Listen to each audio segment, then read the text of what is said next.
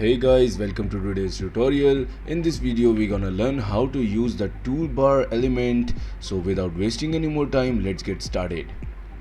So if you want to use the toolbar, you can go to the element and go to the collection section, and you can choose the toolbar from here and drag it down to the main page.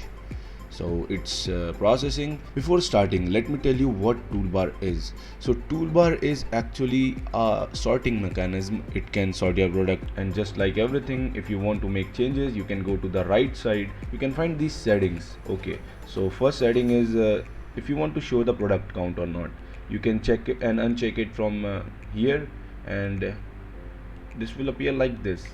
This is without product count, and this is with product count. I usually prefer it with product count. Okay, and you can enable stick on mobile if you want to check. I prefer to check it. And you can change the text. Okay, you can change the text from here. You can choose to say items. There you go, items. And you can always choose any presets. I don't have any, but you can. And let's move on to the style section. If you go to the style section, you can change the color of the text. If you want to make it red, you can, and I usually prefer it to be black. You can always change the typography. Let me change the font for you guys, and Google fonts, and there you go. I like this one.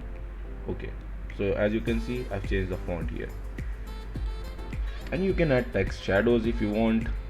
I don't want any, but you can, just like this. But let's move on to the main mechanism. It's the sorting mechanism. So you can change the typography of that too, but I like that typography because it looks professional. You can change the color to red or black. I prefer black, just as I told you. And done. And you can add borders, and you can change the border radius like this. Let me show you, and it's looking beautiful.